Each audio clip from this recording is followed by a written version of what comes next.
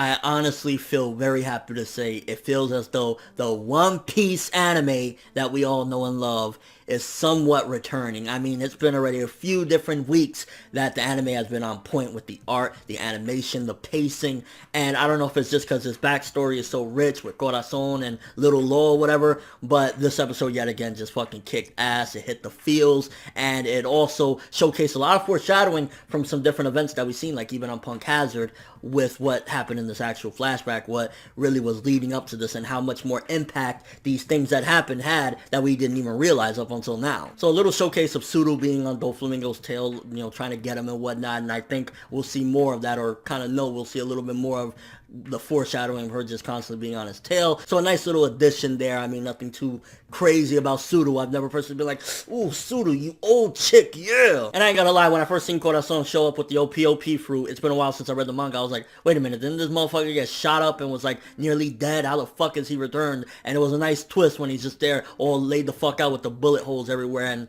I mean, this was the big moment as far as Law's character, seeing him actually get the OPOP fruit, which, I mean, I do like to see some of those moments, like how the, for example, if we never seen how Luffy got the Gum Gum fruit, it'd be like, how the fuck he got it? So, very emotional and very pivotal point as far as Law's character. And I like that while the OPOP fruit is very OP, if you know what I mean, but at the same time, you can't just like, voila, as it was showcased in this episode. He can't just magically heal motherfuckers. You actually have to have medical knowledge in order to use this. So even though it's kind of hacked, so to speak, it also has a, downside to it, that if you're stupid as fuck, yeah, you're not going to be able to use this shit and it's pointless. I will say it did feel very coincidental that it had to be Virgo that Little Law gave the letter to, because he saw that big group of people and then it's like, oh, one person by themselves. And it's like coincidental, but nonetheless, it was just like from the moment of him fucking up Corazon and finding everything out and beating the shit out of Law is like, it really adds a lot more impact and emotion when you go back to moments from Punk Hazard and when Law fought Virgo. Is like,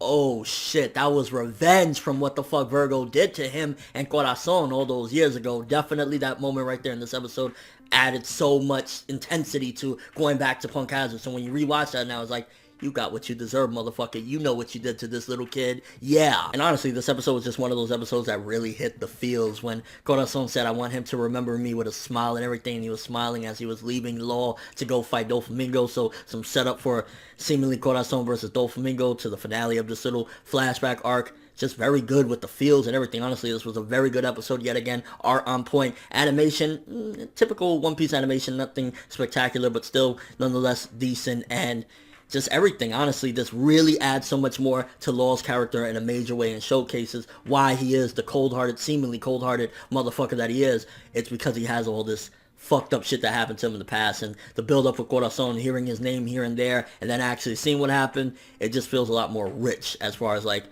this is what he's been holding on his shoulders all these years, and just very good. I honestly feel so happy to say it feels like One Piece is back, and I want to keep on reviewing the One Piece that I love. Let me know what you guys thought of this episode. First of all, big question. Do you feel as though, as of right now, I mean, it could change next week or at the end of this flashback, but do you feel the One Piece anime is back and kicking ass? I mean, I honestly think when we get back and some of the Coliseum stuff and shit like that, yet again, some of the Coliseum warriors, shall I say, get introduced yet again, and they do things that might get a little bit slow, but I think personally it's just, right now, that One Piece that I love. And did you get them feels when Corazon basically was like, remember me with a smile? That's a powerful motherfucking man. And honestly, in the small little flashback and the little build-up that we had of Law mentioning him a couple times, Corazon will be one of the most brave and good characters in One Piece that we never actually got to see in the current timeline, which it sucks, but Corazon, you were a fucking G. I mean, we know where this is heading. We know that Law is doing all this because Corazon died. We just gotta find out how it happened. And your overall thoughts of this episode? I'd say anywhere from an 8 to an 8.5, probably 8.5, because